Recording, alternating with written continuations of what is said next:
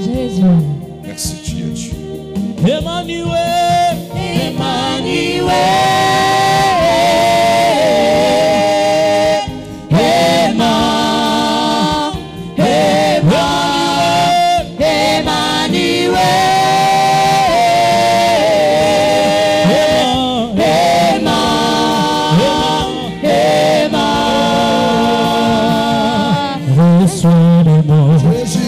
Parfum qui te dit la bonté de ton nom, oh mon âme est perdue, je vais n'être que toi. Jésus, je t'aime. Oh, oh, rien n'est plus beau, Rien n'est plus beau que ton nom. rien n'est plus saint, Rien n'est plus saint que le sang du pardon. Je vais n'être qu'à toi, Jésus mon roi. oh, rien n'est plus beau, Rien n'est plus beau que ton nom. oh oui, rien n'est plus saint. Rien n'est plus saint que le sang du pardon. Je vais n'être qu'à toi. Je vais n'être qu'à toi. Jésus mon roi. Reçois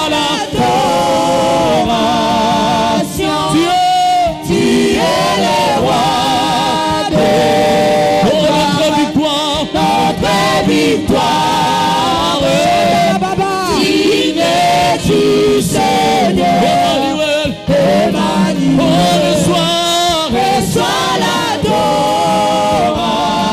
oh Dieu, Tu es le roi de gloire, notre victoire, digne du Seigneur,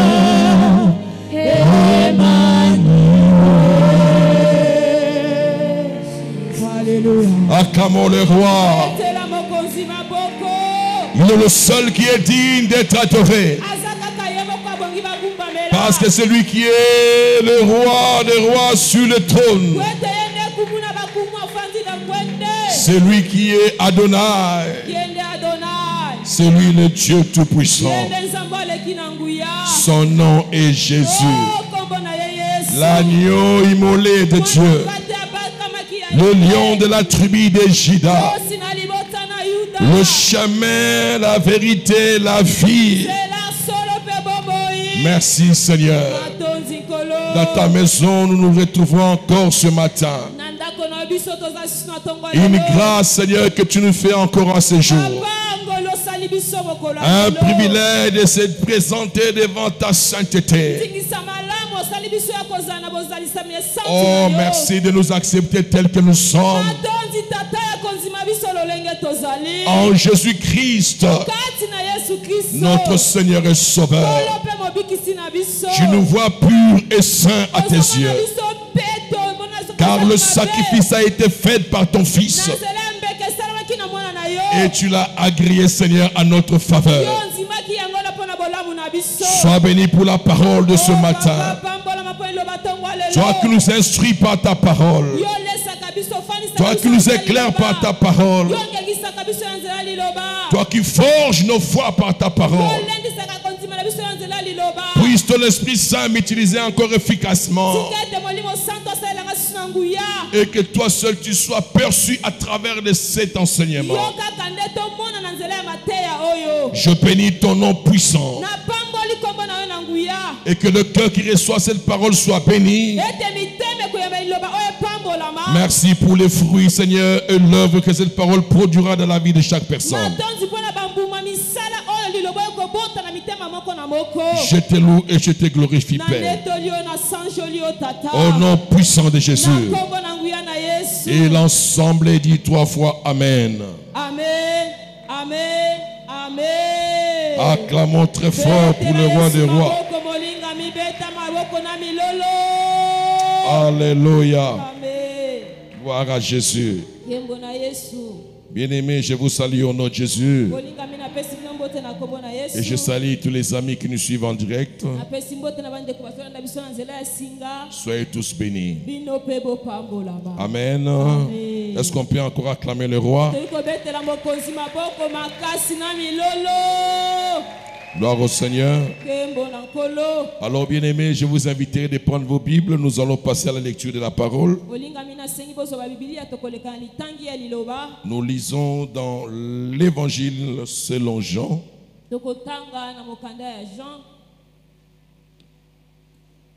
Verset chapitre 4. Jean chapitre 4.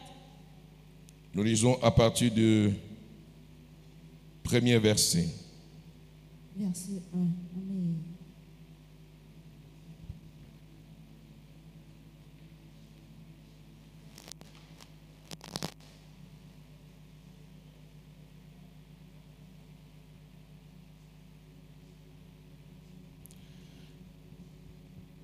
Je lis au nom de Jésus.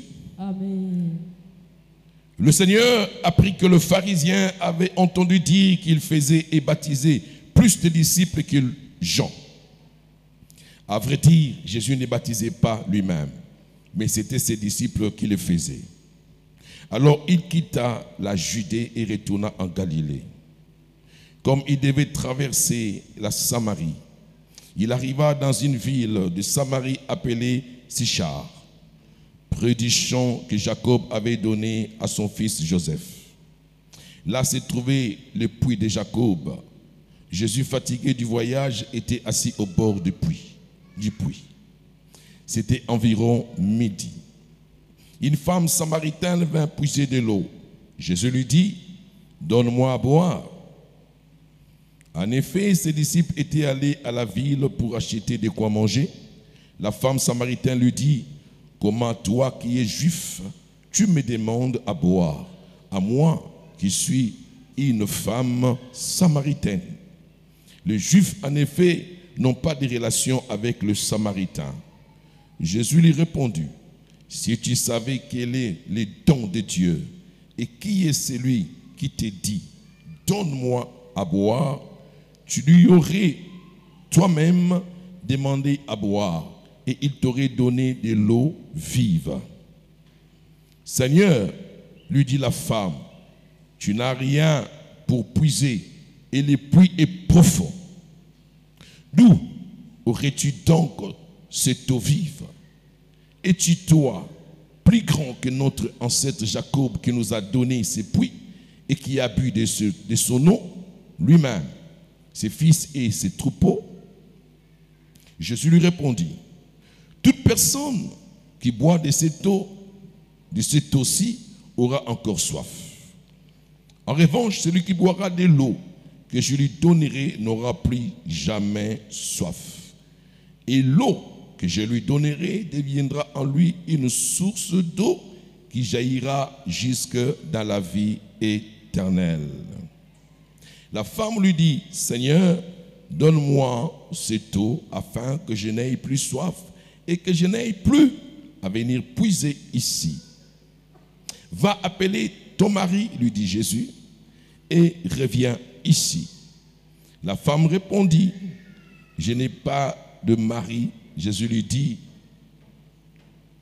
tu as bien fait de dire, je n'ai pas de mari, car tu as eu 5 maris, et l'homme que tu as maintenant n'est pas ton mari. Et cela tu as dit la vérité. Seigneur, lui dit la femme, je vois que tu es un prophète. Nos ancêtres ont adoré sur cette montagne. Et vous dites, vous, que l'endroit où il faut adorer est sur cette montagne et à Jérusalem. Femme, lui dit Jésus, crois-moi, l'heure vient où ce ne sera ni sur cette montagne, ni à Jérusalem, que vous adorez le Père. Vous adorez ce que vous ne connaissez pas. Nous adorons ce que nous connaissons, car le salut vient des Juifs. Mais l'heure vient, et qu'elle est déjà là, où les vrais adorateurs adoreront le Père en esprit et en vérité. En effet, Ce sont là les adorateurs que cherche le Père. Dieu est esprit et il faut que ceux qui l'adorent en esprit et en vérité. La femme lui dit, je sais que le Messie doit venir, celui que l'on appelle Christ. Quand il sera venu, il nous annoncera tout. Jésus lui dit, je le suis, moi qui te parle. Là-dessus, arrivèrent ses disciples et ils étaient étonnés de ce qu'il parlait avec une femme. Toutefois, aucun ne dit, que lui demandes-tu ou pourquoi parles-tu à elle? Alors la femme laissa sa cruche, s'en alla dans la ville et dit aux habitants, venez voir un homme qui m'a dit ce que je fais. Ne serait-il pas le Messie? Ils sortirent de la ville et vers lui. Parole du Seigneur. Je l'aime et je l'accepte. 3 fois nous disons Amen. Amen, Amen, Amen. On acclame la parole. Gloire à Jésus. Amen. Amen.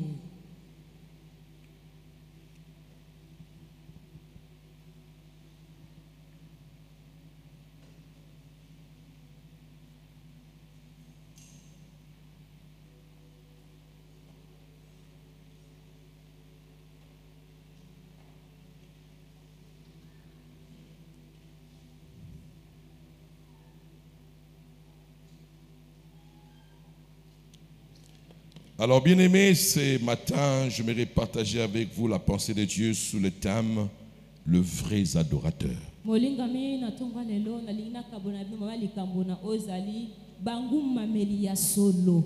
vrai adorateur.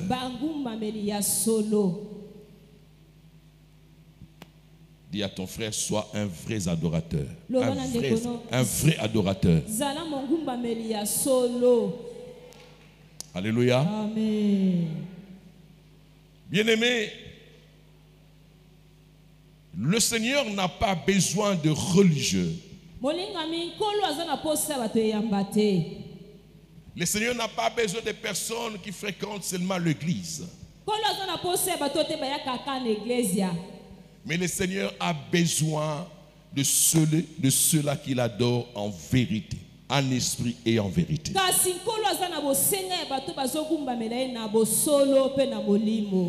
J'aimerais te donner une pensée avant de pouvoir décortiquer mon message sur ce qu'est un vrai adorateur. Bien-aimé, c'est que tu dois savoir, un vrai adorateur est celui qui accomplit l'importance vitale de la communion avec le Saint-Esprit.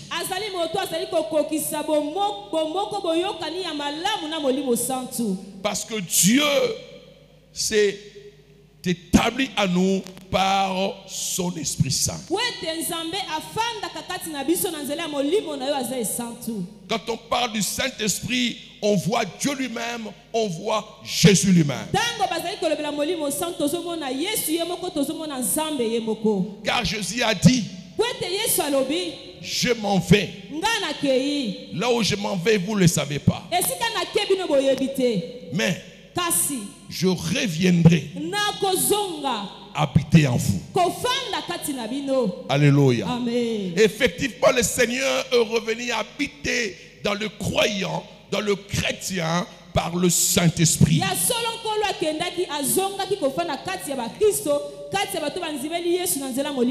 Donc c'est pour te dire, bien-aimé, qu'un vrai adorateur est celui qui a compris l'importance de communier tous les jours en esprit avec Dieu.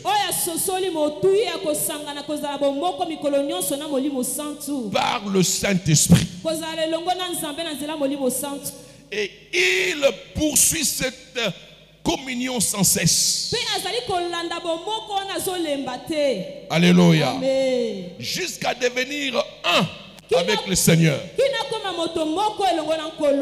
Vous savez ce que Jésus a dit La prière qu'il avait faite pendant sa prière sacerdotale. Il a dit au Père, je leur ai donné ma gloire. Or, on ne peut pas avoir la gloire de Dieu sur soi sans la présence de son esprit dans sa vie. On ne peut pas parler de la gloire de Dieu dans la vie d'un homme sans la présence du Saint-Esprit.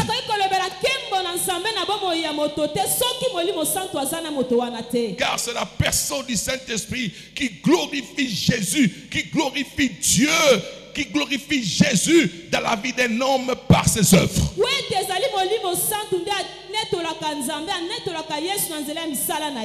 Car Jésus a dit, vous recevez le Consolateur, le Saint-Esprit, il vous parlera de moi.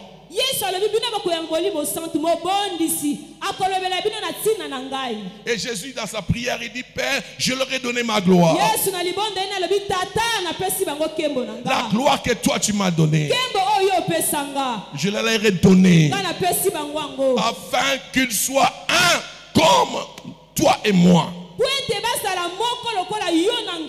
Alléluia. Amen. Cela veut dire que le Seigneur recherche des personnes qui vont développer dans leur esprit la pensée de la communion perpétuelle avec sa personne.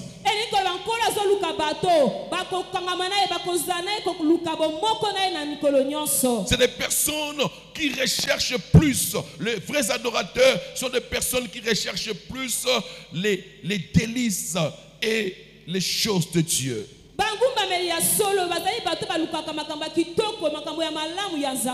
Donc cela veut dire que Dieu devient leur délice. Les choses spirituelles deviennent leur délice. Alléluia. Amen. Les choses spirituelles deviennent leur passion.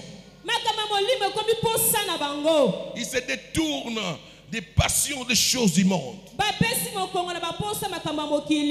Ils recherchent ce qui est spirituel, ce qui est éternel. Bien qu'ils peuvent avoir besoin de choses matérielles dans ce monde, mais cela n'est pas au-dessus des choses spirituelles par rapport à leurs désirs.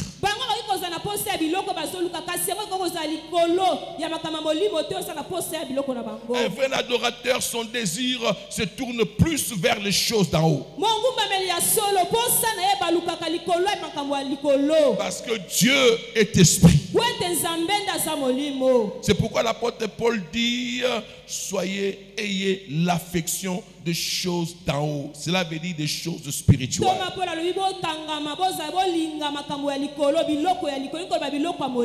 C'est ça un homme, un vrai adorateur, celui qui adore Dieu en esprit et en vérité. Et les vrais adorateurs, c'est des personnes qui sont passionnées de Dieu et qui recherchent toujours à faire la volonté de Dieu.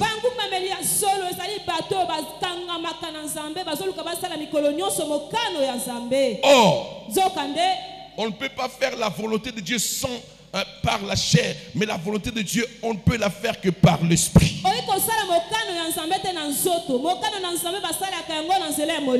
Car dans l'homme, il y a l'esprit et il y a l'âme. Et l'âme recherche toujours à tourner l'homme vers tout ce qui est de la chair. Mais l'esprit de l'homme recherche la volonté de Dieu.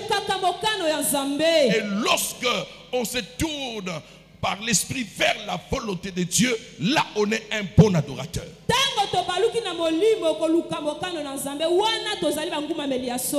Car c'est ce que Dieu recherche. C'est ça un vrai adorateur. Et bien aimé ici, il s'agit d'une femme samaritaine. Jésus-Christ, qui est encore au début de son ministère, lorsqu'il a vu une opposition et que les pharisiens lui cherchaient noise, alors Jésus n'a pas voulu les affronter. Il a jugé bon, comme il était encore au début de son ministère, de s'éclipser et de quitter Jérusalem, Judée, pour aller en Galilée.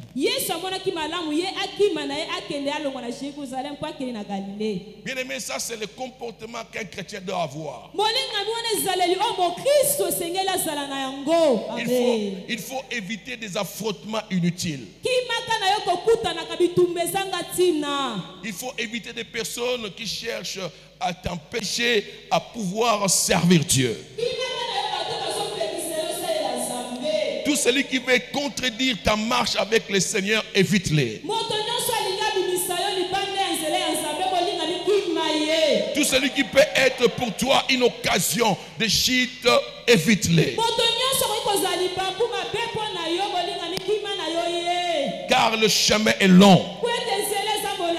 Tu as encore un long parcours à faire. N'affronte pas, ne cherche pas de querelles inutiles. Évite, éloigne-toi.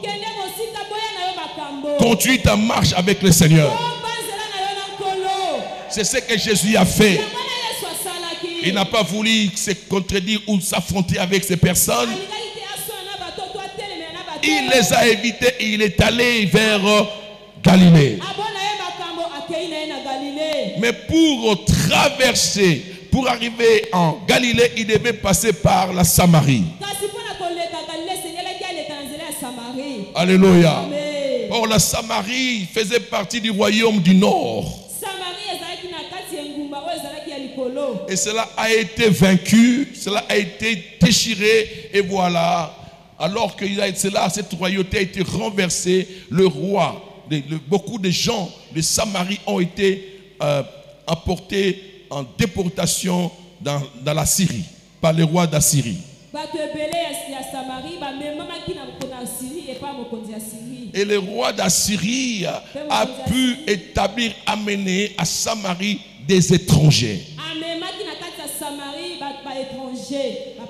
Je vous dis cela pour que vous compreniez la suite par rapport à l'attitude de la femme samaritaine.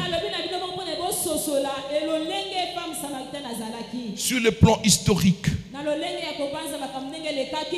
il y avait une mésentente. Il y avait une mésentente entre le juif, le peuple d'Israël, le juif et le peuple samaritain. Tout simplement parce que lorsque ces événements se sont produits tels que je l'ai dit ici, lorsque les étrangers que le roi d'Assyrie a menés à Samarie se sont accouplés, ils se sont mariés avec le reste des juifs qui étaient à Samarie.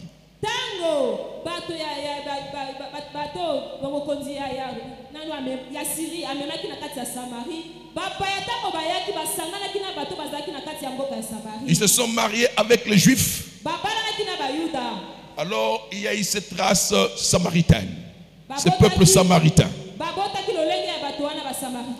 Et ces samaritains, c'était de race métissée. Alléluia. Métissé, mixage, mélange de race. Et les vrais juifs ne les considéraient pas. Parce que pour eux, c'était un déshonneur.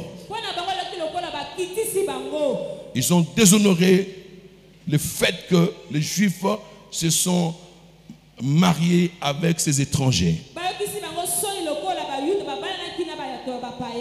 Et alors, le peuple juif considérait les Samaritains comme un peuple métissé et condamné.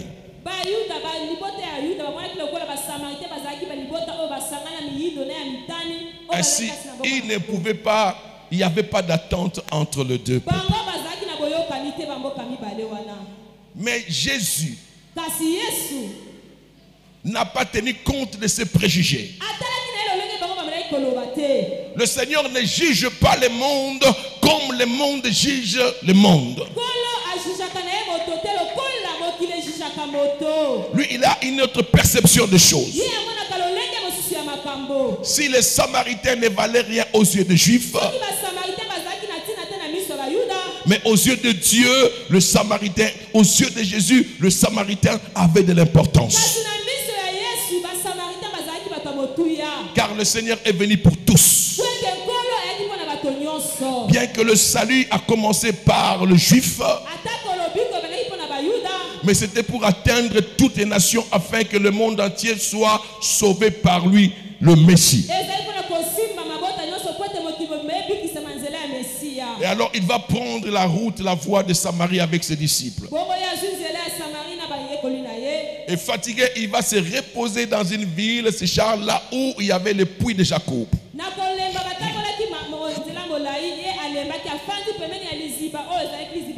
Et pendant que ses disciples sont allés chercher à manger, Jésus était là reposant. Et du coup, il y avait une femme samaritaine qui venait pour puiser de l'eau dans ce puits.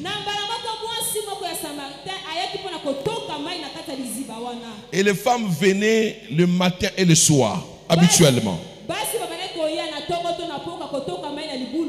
Mais cette femme, contrairement à toutes les femmes, lui, elle a choisi le moment ou le temps de midi.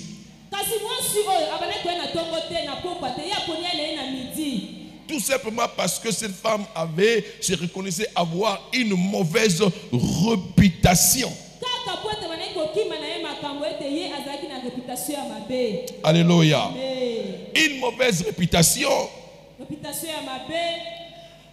Il était d'abord samaritain. Et deuxièmement, il avait une mauvaise réputation à cause de la vie du péché qu'elle menait. Alléluia. Et troisièmement, elle va se présenter à un endroit public. Et si elle vient à midi, c'est parce qu'elle craignait rencontrer des personnes qui connaissaient sa vie. Alléluia. Bien-aimé, même si tu te caches, Dieu va te croiser, te rencontrer. Même si tu te caches dans ta vie mauvaise, le Seigneur te connaît et il sait qui tu es. Et il sait ce que tu vis, ce que tu fais. Et lorsque la femme s'est approchée, Jésus va lui demander de l'eau. Donne-moi d'eau. Parce qu'il a marché, il avait soif. Ce qui était naturel. Mais la femme va répliquer en disant: comment toi, un juif, tu demandes à moi, une samaritaine, de l'eau à boire?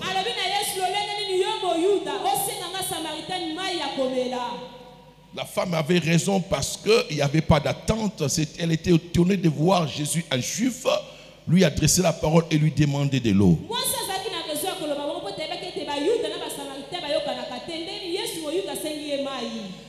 Et Jésus lui dit: si tu connaissais les dons de Dieu, et qui est celui qui te demande de l'eau, tu l'aurais toi-même demandé de l'eau. Et il t'aurait donné de l'eau vive. Alléluia. Si tu connaissais les dons de Dieu, si tu connaissais celui qui te demande de l'eau maintenant, tu l'aurais toi-même demandé de l'eau. Cette femme samaritaine avait pour conception de Dieu qu'on doit l'adorer à la montagne où leur père allait adorer. Cela veut dire pour elle, elle se considérait aussi comme une adoratrice. Parce que plus loin, lorsque Jésus parlait de l'adoration, alors lui dit: nos pères nous ont appris, nous ont dit que Dieu, priait Dieu à cette montagne. elle s'est considérée comme une personne aussi qui priait Dieu. Mais en vérité, aux yeux de Dieu, de Jésus, cette femme n'était pas une bonne adoratrice. Elle n'était qu'une religieuse. Pourquoi? Parce qu'un vrai adorateur doit connaître Jésus, doit connaître les dons de Dieu. Écoutez-moi bien aimé, tu ne peux pas prétendre adorer Dieu en esprit et en vérité si tu n'as pas croisé Jésus dans ta vie.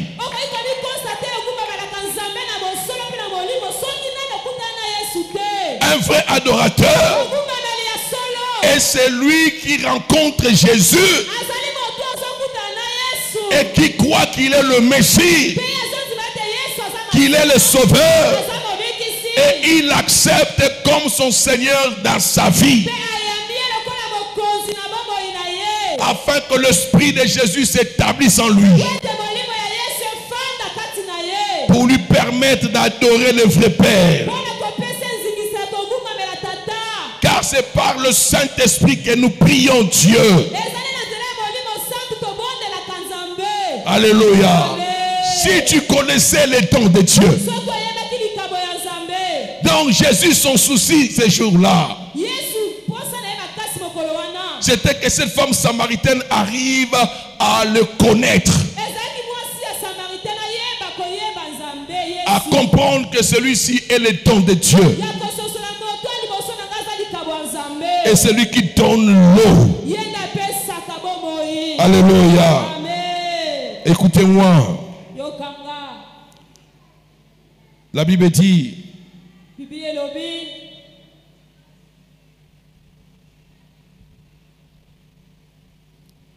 si Jésus lui répondit, si tu savais quel est le don de Dieu et qui est celui qui dit, donne-moi à boire, tu lui aurais toi-même demandé à boire et il t'aura donné de l'eau vive. Seigneur, lui dit la femme, tu n'as rien pour puiser et le puits est profond. D'où aurais-tu donc cette eau vive? Es-tu, toi, plus grand que notre ancêtre Jacob, qui nous a donné ce puits et qui a bu de son eau lui-même, ses fils et ses troupeaux? Jésus lui répondit, toute personne qui boit de cette eau-ci aura encore soif. Alléluia. En revanche, celui qui boira de l'eau que je lui donnerai n'aura plus jamais soif, et l'eau que je lui donnerai deviendra en lui une source d'eau qui jaillira jusque dans la vie éternelle. La femme lui dit, Seigneur, donne-moi cette eau afin que je n'aie plus soif et que je n'aie plus à venir puiser ici. Alléluia. Bien-aimé, Jésus dit, je donnerai de l'eau. Et cette eau-là, c'est l'eau vive. Le Seigneur a voulu préciser que l'eau que lui va donner à la femme, c'est de l'eau vive. Et la femme va dire, mais le puits est profond.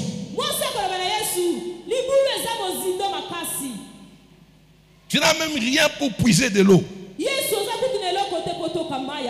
Comment pourras-tu me donner de l'eau vive? Où tu as avoir ça? Mais c'est que cette femme oubliée, Jésus parlait de ce qui était spirituel. Il ne parlait pas de l'eau naturelle. Voilà pourquoi, bien aimé, j'ai dit qu'un vrai adorateur est celui qui s'intéresse aux choses spirituelles. Alléluia. Et Jésus voulait que cette femme arrive à comprendre qu'il y avait plus mieux que l'eau naturelle qui était dans le puits de Jacob.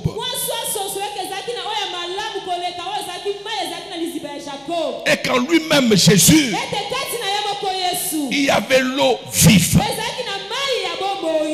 Depuis l'Ancien Testament, lorsqu'on parlait de Dieu, on faisait allusion à la soif. Alléluia. Écoutez, dans Psaume 42, verset 3. Donc les désirs de rencontrer Dieu dans l'Ancien Testament étaient comparés à la soif.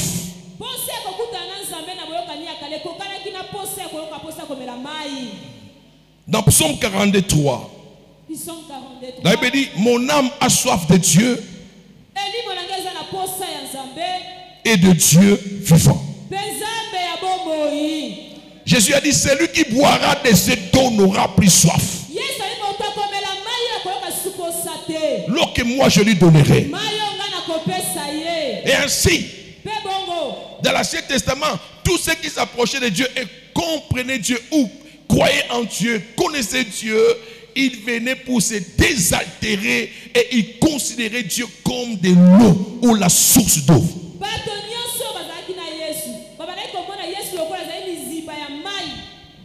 Qui pouvaient étancher leur soif spirituelle.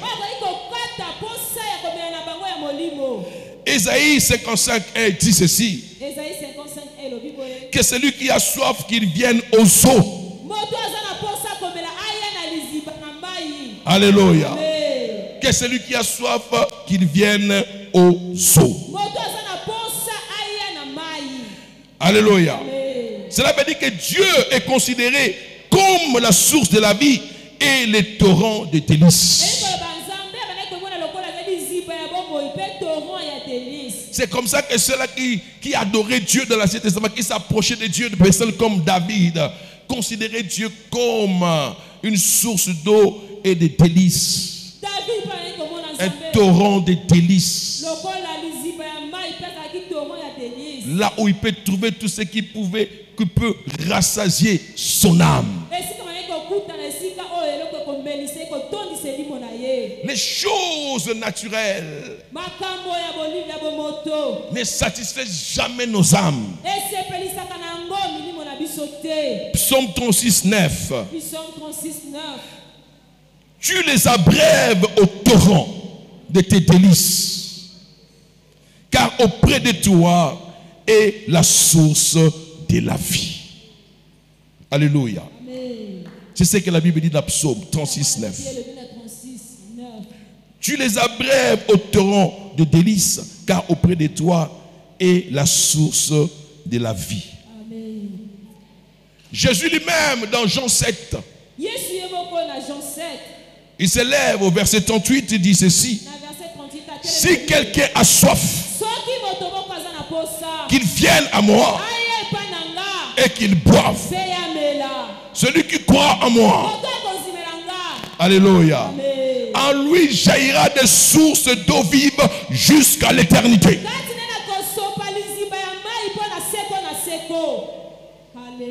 C'est de cette eau-là que Jésus parle. Il se considère comme la source, les torrents de délices. C'est comme ça qu'il dit, tout celui qui vient boire de cette eau, et puis il aura encore soif. Mais celui qui boira de mon eau, l'eau que moi je donnerai, n'aura plus soif.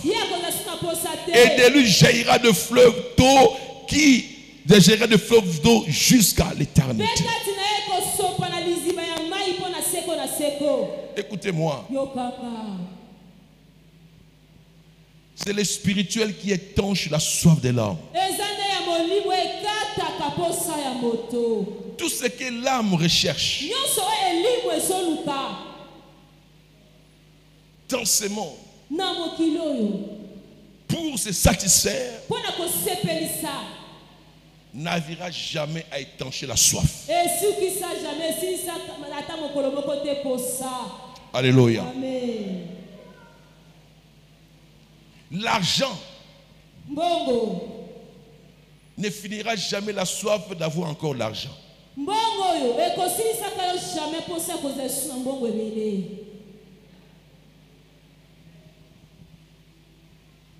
Si aujourd'hui les gens se recherchent dans des satisfactions du plaisir de ce monde, c'est parce que leur âme a soif.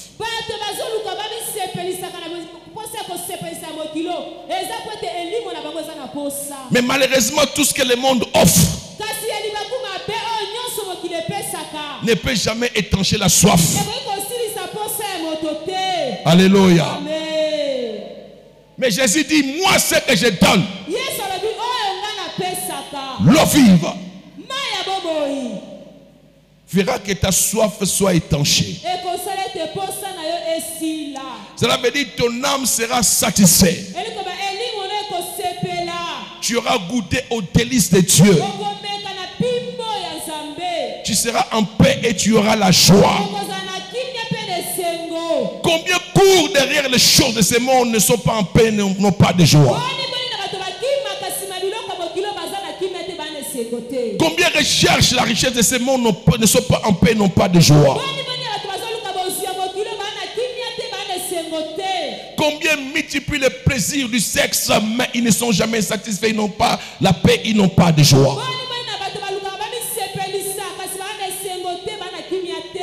Combien? Alléluia. Qui ont de l'argent, déboursent l'argent à épouser plusieurs femmes, mais ils ne sont jamais satisfaits, ils n'ont jamais de paix, ils n'ont jamais de joie.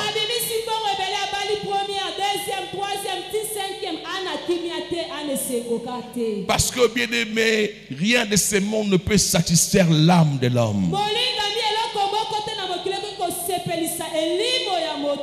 La seule chose qui peut satisfaire l'âme de l'homme, c'est ce que le Seigneur apporte, ce que le Seigneur donne.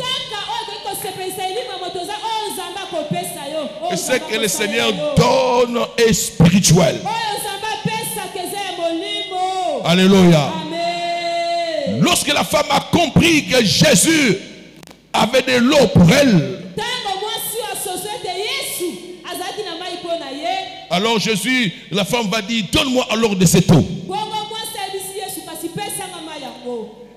Alléluia. La femme a désiré de cette eau. C'est ce que Jésus veut.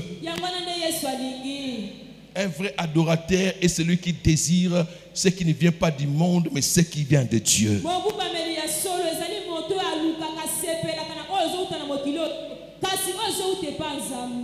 Mais cependant, il y a un préalable. Le Seigneur, pour donner ce qui est vif, il y a un préalable. Jésus a dit à cette femme, va, appelle-moi ton mari. Le Seigneur connaissait la situation de cette femme. Il connaissait sa vie. Parce qu'il est Dieu, il sait tout, il voit tout. Mais il voulait voir la sincérité de la femme. La franchise de la femme. Alléluia. Et il dit, va me chercher ton mari. La femme a dit à Jésus, je n'ai point de mari. Alors qu'il avait un homme avec qui elle vivait. Jésus dit, là-dessus tu as dit la vérité. Tu as eu 5 maris. Et l'homme avec qui tu es maintenant n'est pas ton mari. Là tu as dit la vérité. Alléluia. Bien aimé, Jésus ne pouvait pas donner de l'eau à cette femme sans que la femme se soit repentie. Écoutez-moi bien aimé, un vrai adorateur, c'est celui qui prend son temps à se repentir devant Dieu de ses défauts, de ses erreurs, de ses fautes, de ses péchés.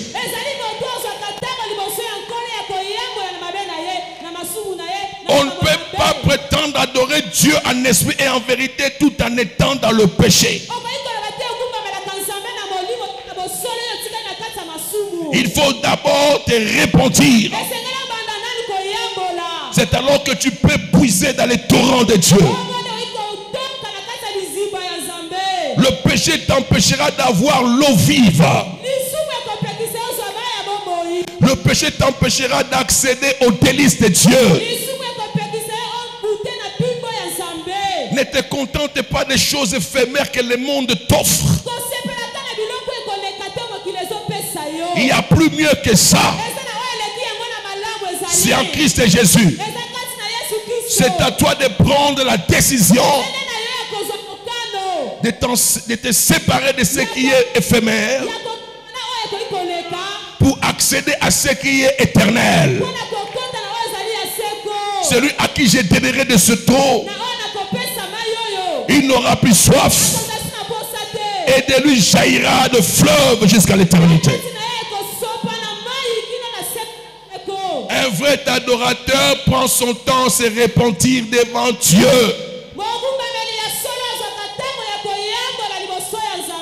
Sans la repentance, il n'y a pas d'eau vive. Alléluia.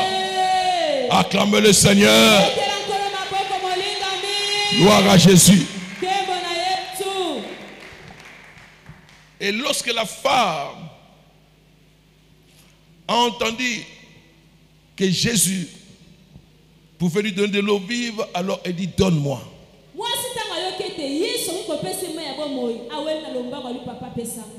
C'est là où Jésus va rechercher la repentance de la femme. Mais dans l'expression de la femme, on a senti la pensée de la facilité. On sent la pensée de la facilité.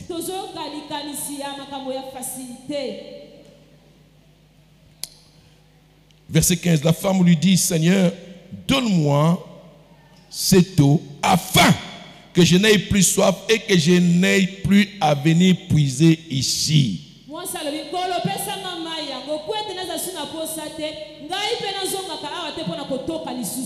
Alléluia. Donc pour la femme, sa pensée était qu'en prenant de cette eau, qu'il ait la facilité pour qu'il ne revienne plus au puits puiser de l'eau.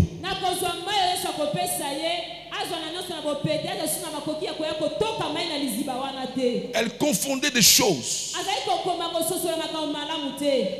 Le fait que Jésus leur ait donné de l'eau vive, cela ne veut pas dire qu'il n'aura plus besoin de venir puiser dans cette puits-là.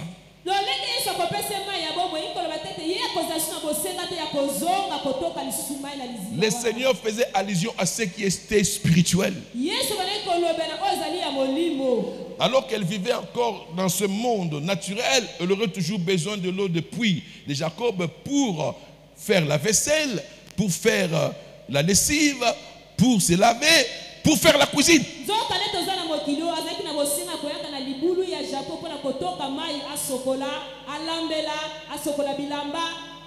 Mais le Seigneur voulait tout simplement lui faire voir que ce que moi je vais te donner est éternel. Ce qui permettra que dans toi puisse couler le fleuve d'eau vive. Et quand nous lisons dans Jean 7, la Bible dit, Jésus parle du Saint-Esprit qui n'a pas été encore donné.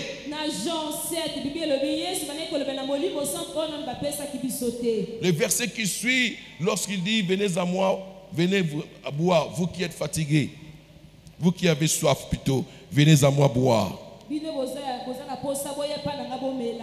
Alléluia. Amen. Au verset 40, la Bible dit, il parlait du Saint-Esprit qui n'a pas été encore donné. Donc, ce que le Seigneur voulait, qu'en femme soit établi son esprit, qu'en femme soit établi son esprit, qu'en femme soit établi son esprit,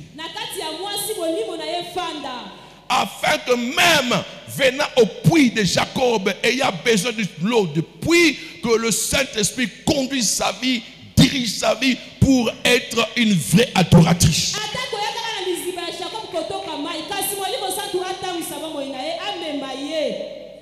C'est vrai qu'ayant le Seigneur, adorant Dieu, nous aurons besoin d'argent, nous aurons besoin de se marier, nous aurons besoin d'habits, nous aurons besoin de véhicules, nous aurons besoin d'une maison. Mais c'est que le Seigneur veut que le Saint-Esprit en nous, malgré ses besoins, fera que nous puissions toujours avoir l'esprit tourné vers Dieu.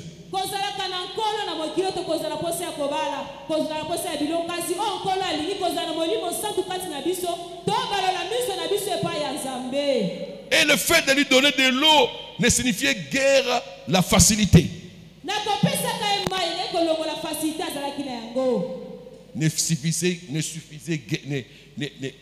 Le fait de lui donner de l'eau ne disait guère facilité.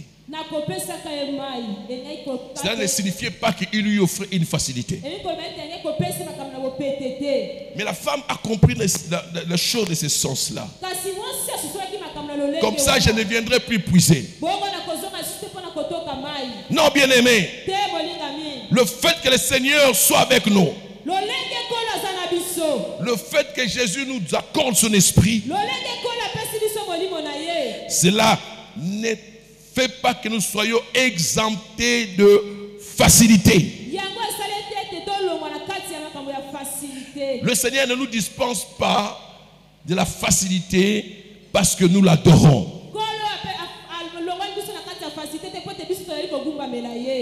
Mais ce que le Seigneur veut, en nous donnant cette eau, c'est de changer notre être intérieur. Alléluia. Et nous aider à examiner nos différends de la perspective divine. Alléluia. Amen. Donc Dieu ne nous exempte pas de facilité. Nous sommes appelés à travailler, à œuvrer. Nous sommes appelés à exercer sur cette terre pour gagner sa vie, pour avoir une ressource qui peut nous aider à répondre à nos petits besoins. Les frères adorateurs, ce n'est pas que non, maintenant j'adore Dieu, je prie Dieu matin, soir, je viens à l'église et je ne fais rien, je croise les bras. Non, ça c'est une fausseté.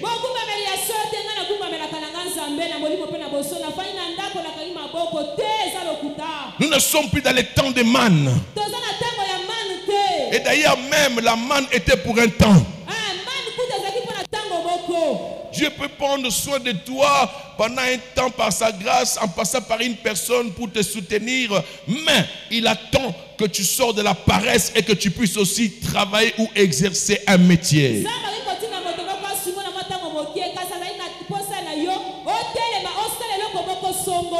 Il n'est pas dit parce qu'on adore Dieu et que le Saint-Esprit nous habite et que l'eau vive coule à nous, tout devient facile. Non, Dieu sera là pour nous soutenir. Mais sa volonté primordiale, c'est de changer notre intérieur et nous aider à examiner nos difficultés selon la perspective divine. Lorsque quand nous regardons, nous voyons nos combats, nos épreuves, nos difficultés, que nous puissions avoir une autre conception de la vie sur ces choses avec une pensée divine.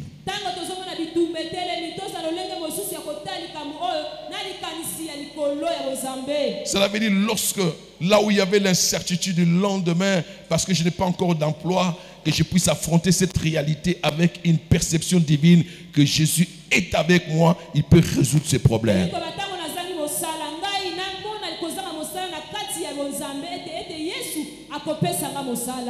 Et enfin, alléluia, nous donne et nous donner la force de le surmonter. C'est ça la pensée de Dieu. Contrairement à ce que cette femme pensait, la facilité, non, je ne viendrai plus puiser. Non, non, non, non. La présence de l'Esprit du Seigneur. Celui qui adora Jésus en esprit et en vérité, il sera à mesure de surmonter.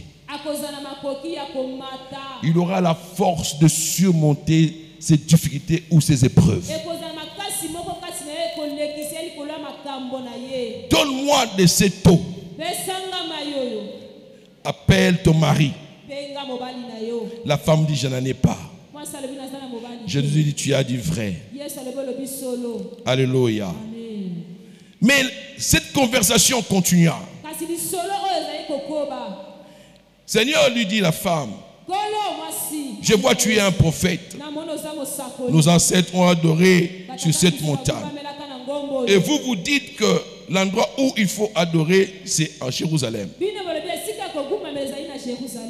Jésus lui dit, femme, l'heure vient et il est déjà venu, où les vrais adorateurs ne n'adoreront plus Dieu à cette montagne ni à Jérusalem,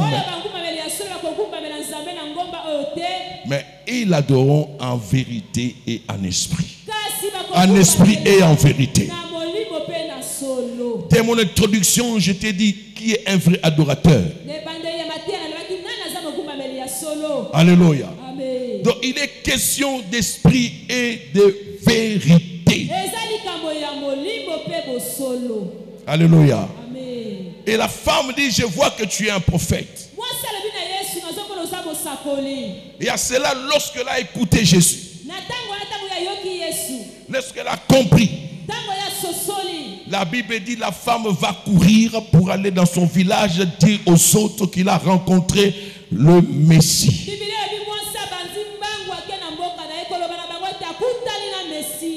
Parce que la femme a fait allusion en disant que nos pères nous ont parlé du Messie. Écoutez, la femme dit à Jésus, je sais que le Messie doit venir. Celui qu'on appelle le Christ. Quand il sera venu, il nous annoncera tout. Jésus lui dit, je le suis, moi qui te parle. Alléluia. Je le suis, moi qui te parle. Lorsque la femme a compris qu'il était en face du Messie dont elle a entendu parler, et qu'elle l'a rencontré, il lui a demandé de l'eau. Elle s'est répandue devant elle, devant lui. La femme s'est mise dans la dimension d'une vraie adoratrice. Elle n'est pas restée là. Elle a couru, annoncé dans son village qu'il a rencontré le Messie.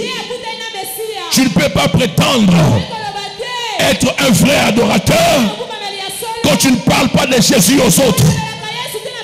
Tout celui qui adore Jésus en esprit et en vérité, il ne reste pas tranquille là où il y a le pécheur. Il parle de Jésus aux autres. Il annonce la bonne nouvelle. Parce qu'en lui coule l'eau vive. Cette eau le poussera à parler. Qui n'est autre que le Saint-Esprit. Bien-aimé, un vrai adorateur doit annoncer la bonne nouvelle de Jésus. Pose-toi la question, est-ce que tu parles de Jésus? Est-ce que tu témoignes de Jésus? Cette femme est allée témoigner. Elle a même oublié qu'elle avait une mauvaise réputation. Elle ne s'est pas dit que personne ne m'écoutera parce que tout le monde sait, connaît ma vie. Mais parce qu'elle venait de se repentir, elle s'est considérée une nouvelle créature. Sa vie la considère comme passée. Peu importe ce que j'étais, j'ai rencontré le Messie. Ma vie a changé. Je suis maintenant une vraie adoratrice. J'ai compris que ce n'est plus à la montagne ni à Jérusalem, mais en esprit et en vérité. Alors je dois aussi annoncer aux autres, afin qu'eux aussi rencontrent Jésus. Lorsqu'il est parti le faire, la Bible dit, ceux-là qui l'ont entendu sont allés aussi voir Jésus et aussi ont cru. Tu es sauvé pour aller sauver. Joue ton rôle de vrai adorateur. Parle de Jésus aux autres, afin qu'ils soient aussi sauvés dans leur vie. Voilà, bien-aimé, c'est que Dieu voulait que je partage avec toi concernant le vrai adorateur. Que Dieu bénisse sa parole.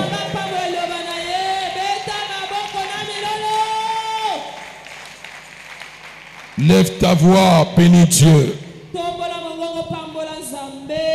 Dis-lui, Seigneur, Seigneur, fais de moi un vrai adorateur. Lève ta voix, prie.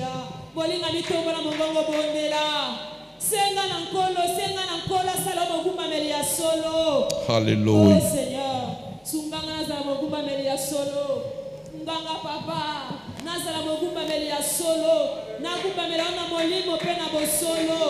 Parle à ton Dieu.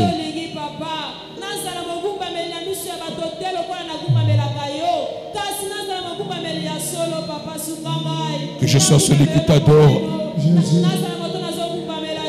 en esprit et en vérité.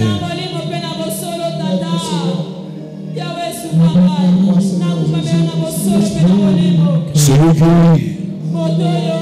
qui recherche le spirituel. Celui qui désire le vivre tous les jours. Celui qui recherche et qui maintient et qui poursuit l'unité, la communion avec le Saint-Esprit.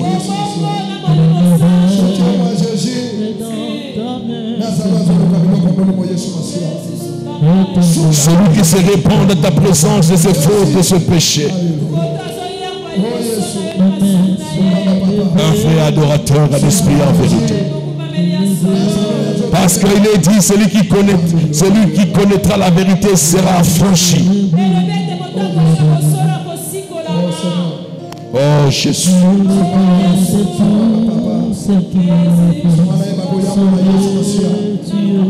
Celui qui ne recherche pas la facilité, mais celui qui s'attend à l'aide de Dieu pour avoir la force de surmonter ses difficultés. Je veux être un vrai adorateur. Merci Jésus.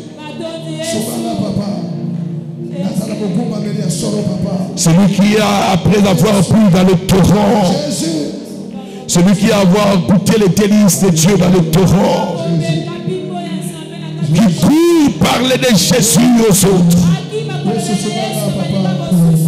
Un vrai adorateur. Celui qui te témoigne partout. Celui qui parle de tes bienfaits partout.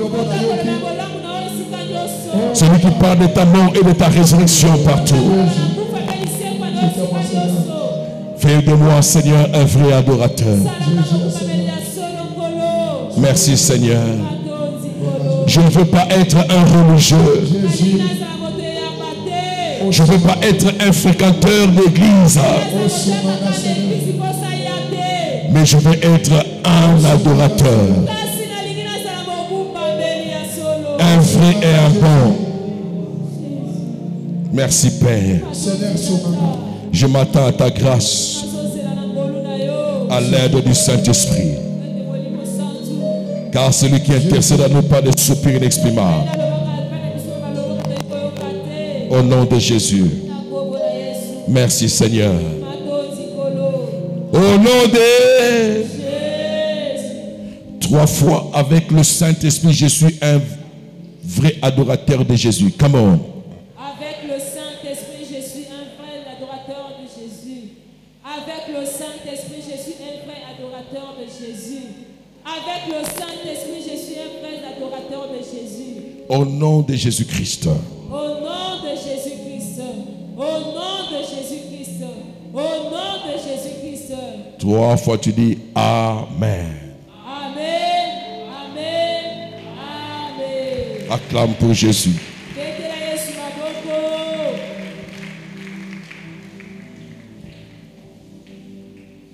Viens avec la